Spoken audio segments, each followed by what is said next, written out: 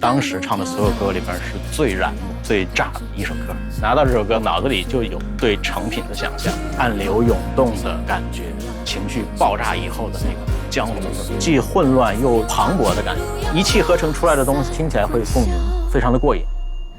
风吹落叶飘，像云阵呼啸，似龙举奔逃，魂飞胆逍。寒雨如汤浇，心间似火烧，生死应难料，去路美好。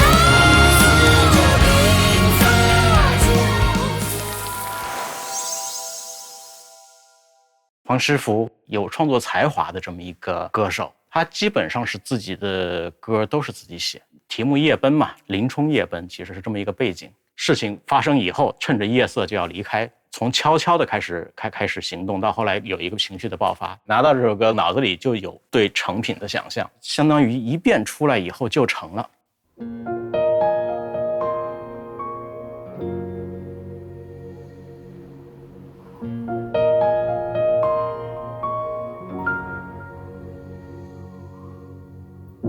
数尽更秋，听残影楼，回首望天朝，急走忙逃，顾不得中和笑。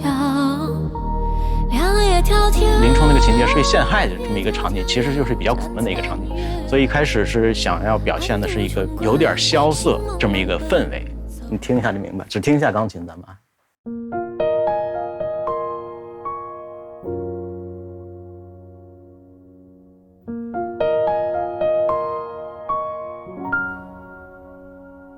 基本前奏主要就是它，其他乐器都是提氛围的，比如说这个颤音的电吉他。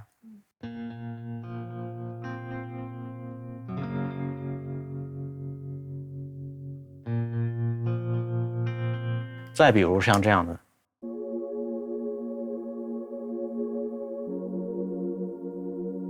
再比如像这个。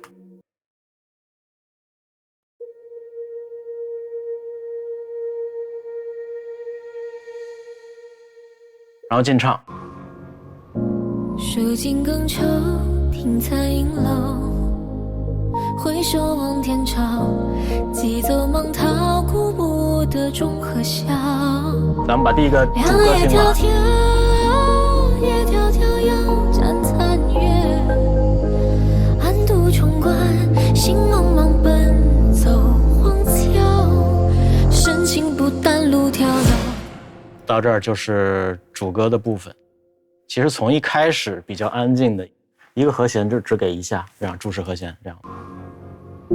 数尽更秋，听残影楼。钢琴为主体，但是为了加一些氛围感，咱们前奏的这个合成器还是跟了进来，时亮时暗这样的。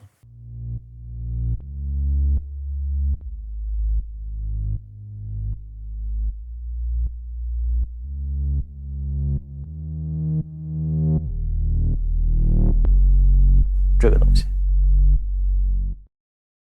一开始基本上是这种一拍涌一下，前面是它的那个滤波器关得更低啊，随着情绪的越来越释放，它这个滤波器越打越开。再听这个，其实有一点不安，有一点这种将要发生什么的这种感觉。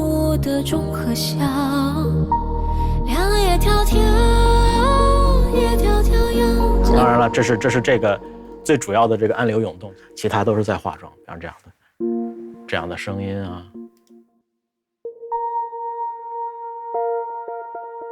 这就属于都是化妆的部分哈。这个合成贝斯做了个接力，这个东西很酷的一个合成音色。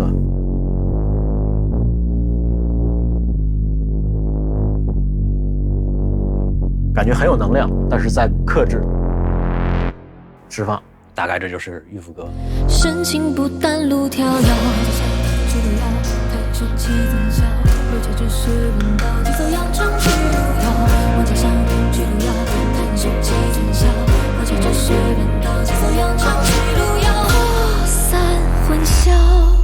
我不知道你能不能听出来一种宿命感，跟这个主题也其实呼应起来。这个应该就是这个钢琴的弹法所致嘛。一步一步的，一步一步脚印儿这种感觉。再进一步再说这个事儿，情绪到底。其实这个钢琴的这个速度，其实正好和它的旋律的，就是这个旋律的密度，哎，是契合的。除此之外，还有一些什么？咱们看看啊，这个叫做巴托克的皮斯卡托啊，很有气势。咱们要很有电影感、很有画面感的这么一个东西，就想到了这个音色。制造紧张感呢，其实主要是这两个这种合成打击乐哈，有点这种东西。后面是有戏曲的这个念白，这个地方正好表现戏曲元素嘛。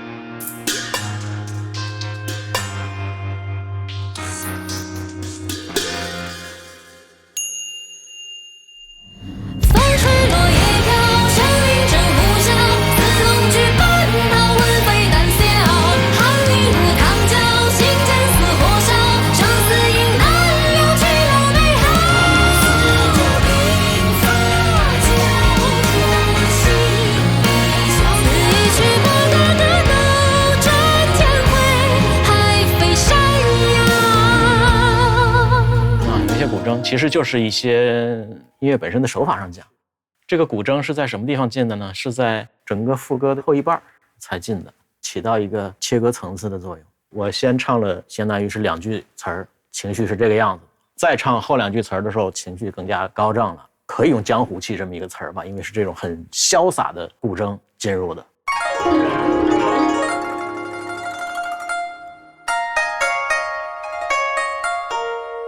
大概是这么一种味道，啊，其实间奏也是前后2部分嘛。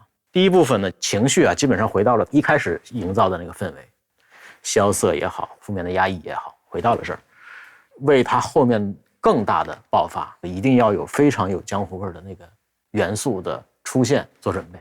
好汉嘛，江湖味或者是草莽味道啊，是契合的啊。这个唢呐我想到的时候也是觉得就是它了，合适。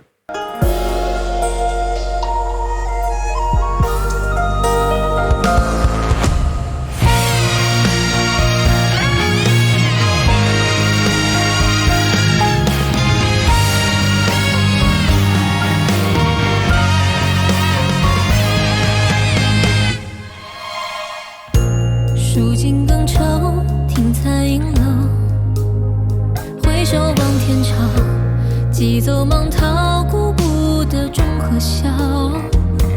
两叶迢迢，叶迢迢又沾残月。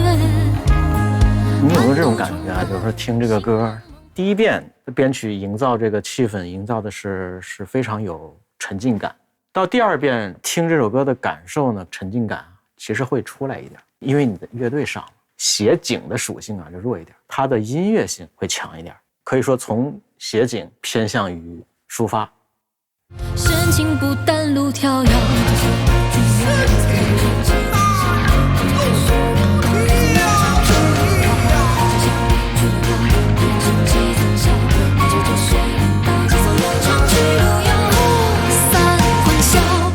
第一遍可能是这种有点逃跑性质的，这个地方呢可能是我又回来了，有一点行军感，失真吉他啊也会比较凶，包括弦乐。就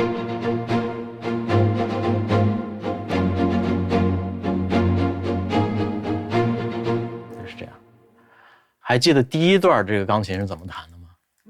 第一段就是奔走的时候。是这个流动的暗涌，宿命感的。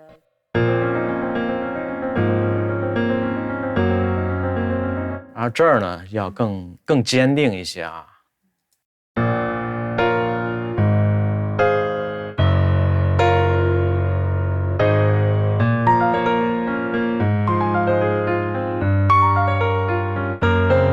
可能更自信一些。这首歌其实有一个不常见的一个结构啊，叫做 post chorus， 就是后副歌，副歌之后更高涨的一个段落，或者更自由的一个段落。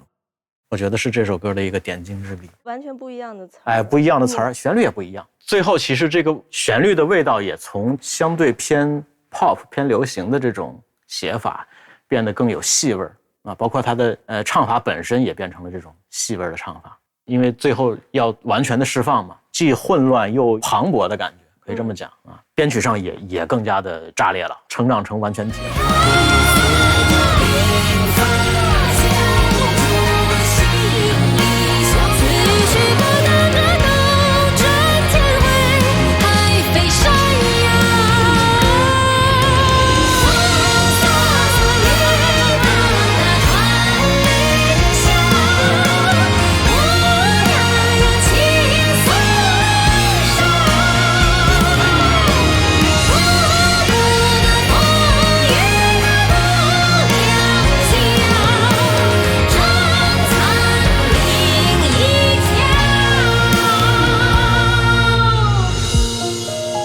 这种一气呵成出来的东西，我觉得大家也听起来会有共鸣，或者说单纯的就是非常的过瘾。